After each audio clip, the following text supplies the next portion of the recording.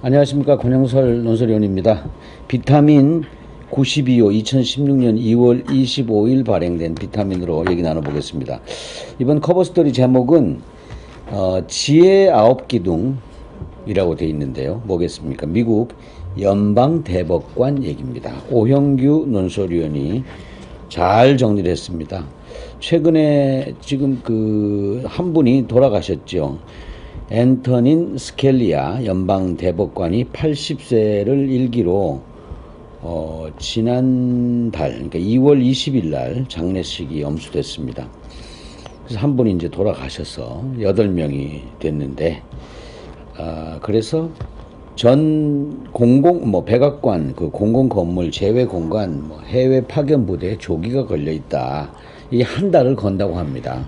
그래서 연방대법관이라는 그 자리가 어떤 자리인지, 왜 지혜의 아홉 기둥으로 불리는지, 그리고 한번 이렇게 사망을 하면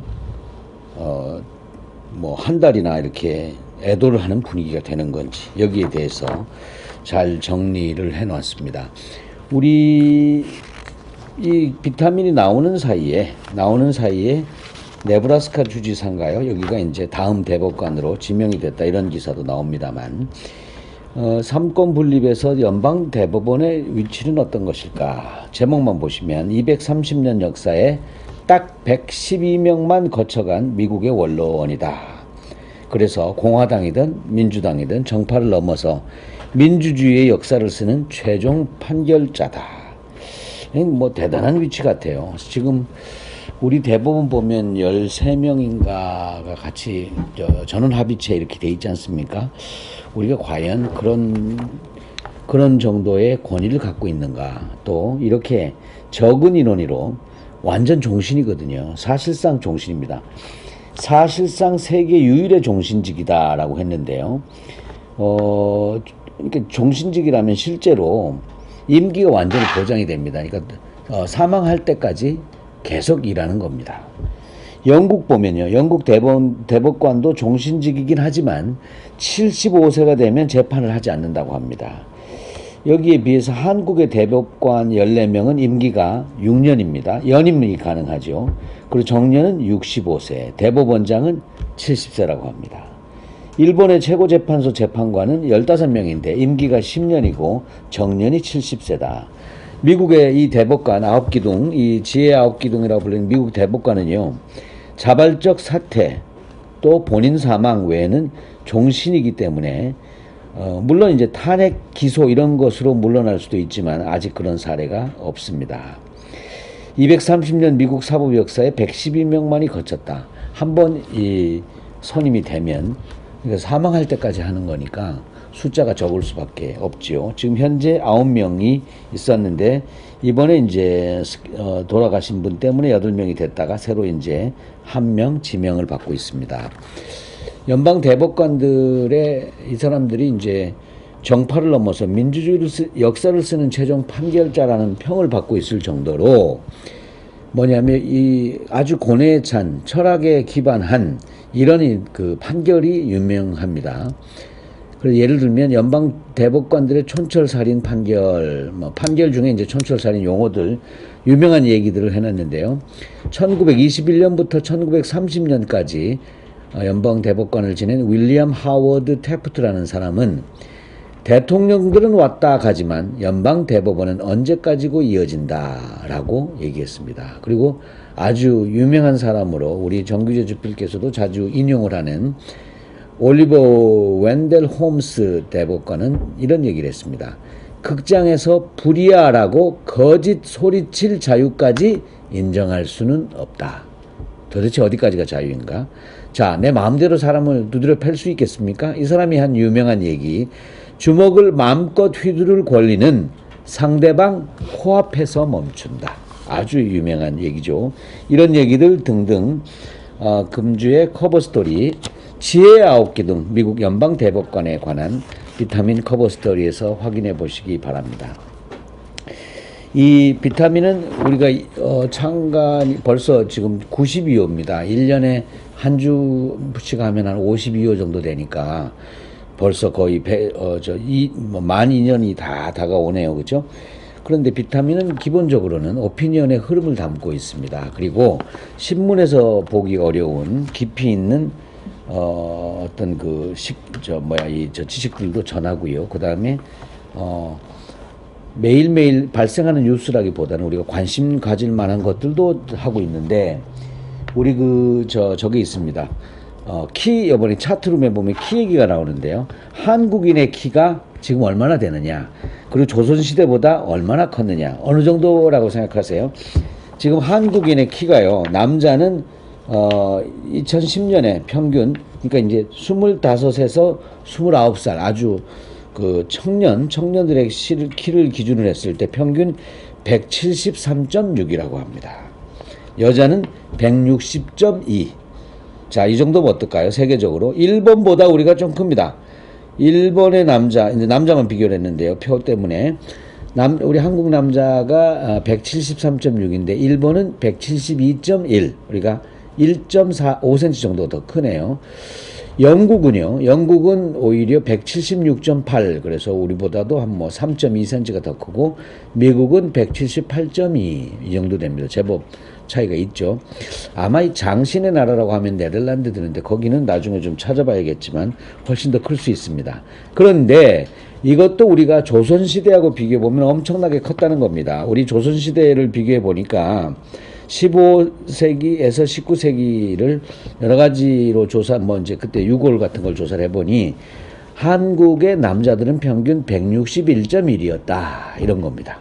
거기에 비하면 12cm나 컸고요. 여자들은 평균이 148.9였다. 지금 160.2라고 했습니다. 일본도 17, 19세기에는 155.1 정도였고요. 영국도 18세기 중반에는 165.1cm 정도. 그리고 미국은 그래도 컸네요. 17, 19세기에도 173.4.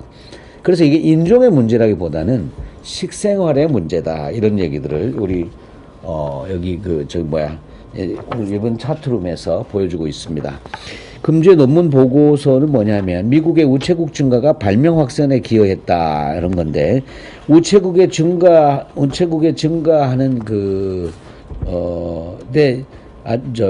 비례해서 우리가 발명도 많아졌다, 이런 건데, 한번 어떤 얘기인지 보시기 바랍니다.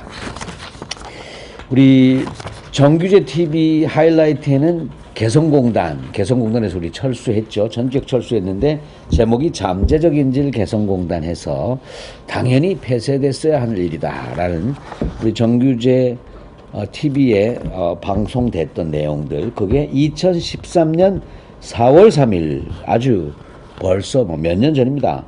그래서 그때 방송된 TV 제목은 개성공단 근로자 빨리 철수시켜라 였습니다. 잠재적 인질로 둘 수 없다, 이런 얘기였죠. 환경사설 깊이 읽기와 국내 오피니언 흐름을 보면, 우리 환경사설에서는 일본 경제 리스크는 마이너스 금리로 더 커져가고 있다. 그죠? 마이너스 금리가 과연 성공적인가 아닌가. 그 다음에 그 국내는 역시 이제 한국의 대통령의 북핵 강경 대응에 중국은 평화협정을 들고 나오더라, 이런 얘기가 돼 있습니다. 그리고 이제 그 외부 칼럼들을 보면요, 대기업 때리기로 누더기 된 원샷법 같은 국회를 질타하는 권태신 한국경제연구원 원장의 칼럼이 조명됐습니다. 월스트리트 저널에 나온 일본의 외환시장 개입은 득보다 실이 많다, 이런 것도 눈여겨볼 만한 해외의 시입니다. 금주에 제가 정리하는 다시 읽는 고전 명구에서는 루소 얘기를 했습니다. 루소 에밀 인간 불평등 기원론 했는데, 저런 얘기들, 인간은 원시 시대에 참 행복했다, 과거에는 행복했다, 과연 그럴까, 이 얘기입니다. 그래서 제가 제목을 좀 자극적으로 달았습니다. 인간은 자연에서 더 행복했다 하는 얘기는 소박한 루소의 순진한 억측이다. 아마 지난주에 그 얘기를 했을 텐데요. 우리 인류 지금 이제 수렵 채집 인종들을 이렇게 아직 남아있는, 그죠? 약간 원시 상태로 남아있는 사람들을 이렇게 보면, 거의 3분의 2 가까이, 3분의 1 가까이가 전쟁 때문에 죽는다니까요. 인간이 원시 상태에서 친하게, 순진하게 있는 거, 이거는, 억측이다, 이거예요. 그래서, 나중에 보면요, 누가 이런 거 썼냐면, 칸트가 이런 칸트가 이런 얘기를 썼습니다. 여기 빗대서 장작 루소는 인간 불평등 기원론이라는 건데 칸트는 뭘 썼냐면 인류사의 억측적 기원이라는 논문을 쓰면서 이런 루소류의 인간은 평등하게 태어났지만 점점 살아가면서 불평등해지고 있다. 이런 거는 억측이다. 그냥 상상일 뿐이다. 자, 그런데 우리 루소는 어떻게 얘기하는지 보시죠. 사물이 진보하는 가운데 폭력 그리고 이어서 권리가 생기면서 자연이 법에 굴복했다. 주종관계란 자연 상태에서는 존재할 수 없으므로 거기서는 누구나 구속에서 떠나 자유의 몸이며 강자의 법률은 무용지물이 된다. 들어보세요. 이렇게 불평등은 자연 상태에서는 거의 느낄 수 없으며 그 영향도 거의 무에 가깝다. 웃기는 억측이라는 겁니다. 불평등은 자연 상태에서는 거의 찾아올 수 없으므로 인간 능력의 발달과 정신의 진보에 따라 성장 강화되며 소유권과 법률 제정에 따라 안정되고 합법화된다. 프랑스에 그때 디종 아카데미라는 데가 있었는데요. 그때 이제 주제를 냈답니다. 인간은 왜 불평등해졌는가? 이런 걸로 논문을 공모합니다. 거기에 논문 공모에 응해서 루소가 쓴 이야기가 인간 불평등 기원론입니다. 인간은 지금 불평등하다. 그게 어떻게 된 일일까라고 했더니 루소는 원시시대에는 우리가 참 순박하고 좋고 공산사회였는데 그게 점점 사람들이 욕심이 생기고 자기 사유재산이 생기면서 싸우기 시작하고 강자가 많이 갖고 약자가 적게 가져서 우리는 불평등해졌다. 어디하고 이어집니까? 사회주의, 공산주의 생각이 이어지고 루소가 이런 그 좌익적 생각 그러니까 인간은 예전에 훨씬 더 행복했다. 글쎄요. 예전에 훨씬 더 말랐고 훨씬 더 위협에 노출돼 있고 그러므로 훨씬 더 공격적이었고 이런 것과 비교해 보면 루소의 이 억측은 순진한 것이다. 이렇게 얘기할 수 있습니다. 저는 그 비타민을 보면 항상 이 맨 끝에 우리 고두현 논설위인 시인이시죠. 고두현 논설위원이 쓴 얘기를 읽는데요. 이번에는 두보의 북방으로 가는 여행입니다. 두보가 반란군에 잡혔다가 나중에 돌아와 봤더니 우리 와이프, 우리 애들이 막 치마가 다 찢어지고 그다음 거지같이 살고 있더라는 겁니다. 거지같이 살아서 그래서 너무만 눈물도 나고 했는데 그래도 오면서 이렇게 화장품 같은 걸 들고 왔더니 이렇게 막 화색이 돌면서 철없는 딸아이도 스스로 빗질을 한다. 이런 대목이 나옵니다. 정말 시인은 시인입니다. 이야기가 있는 명시 두보 얘기도 꼭 읽어보시기 바랍니다. 비타민이었습니다. 감사합니다.